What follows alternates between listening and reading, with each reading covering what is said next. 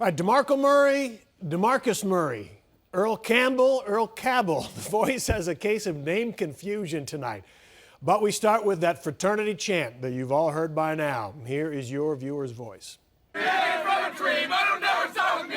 party bus of OU fraternity members broke out in a racist chant that was recorded. Nothing funny about the story, but viewers might think this call makes no sense. I'm curious as to why Fox 4 News have not run one story about this disgusting event that took place at OU campus over the weekend.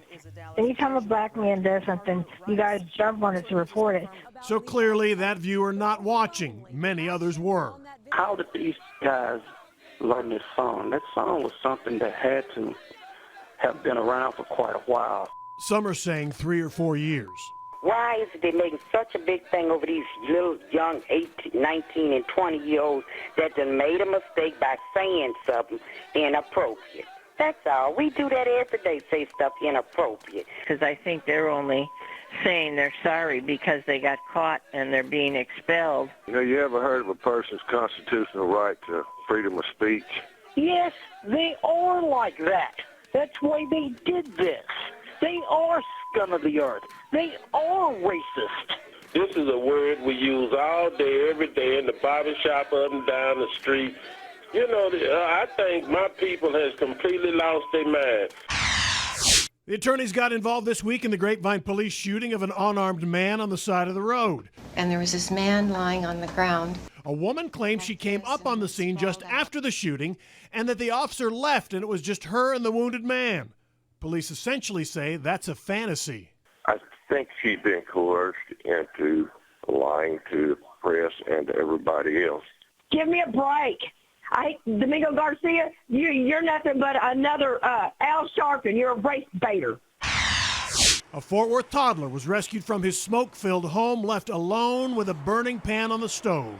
Are you stupid or just a plain idiot? Why would you do that? Anything could have happened. The father was arrested. He had apparently driven to his wife's work. They don't need children. If they're not going to take the baby where they're going, then they don't need children. Cowboys fans not happy about DeMarco Murray going to the Eagles. Jerry Jones, what are you thinking, man? Oh, what are you thinking? You let DeMarco go. You know, there goes your Super Bowl, Jerry. And, of course, the super-duper DeMarco Murray fans are upset, too. They just don't know his first name. DeMarcus Murray, you will win anywhere you go. I sure am glad, DeMarcus Murray. Thank you, DeMarcus Murray, for going. DeMarco. Your name is DeMarcus. Nice to meet you. DeMarco. The Super Bowl seats lawsuit decided in Dallas this week. The NFL has to pay, and there's still some drama to play out, too. Why is the total responsibility of the NFL and not the responsibility of this asshole owner?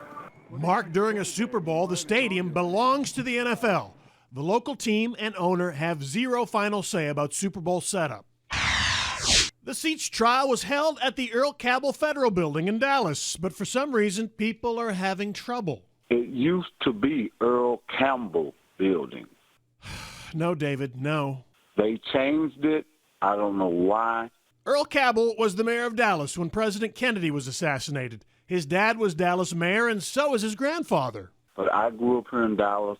That federal building was named Earl Campbell. Earl Campbell is an NFL Hall of Famer. Played for the Houston Oilers. He has a bust in Canton, but no building in Dallas. Clarice Tinsley should know that. She's been here long enough to know.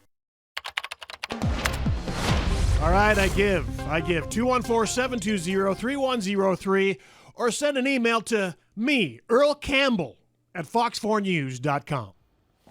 The news continues with Fox 4 News at 6, and Clarice Tinsley is here to tell you. Remember when it was the Earl Campbell building, Clarice? I have been here for 37 years, and I am sorry, my friend, but it has always been Cabell, setting the record straight. Okay.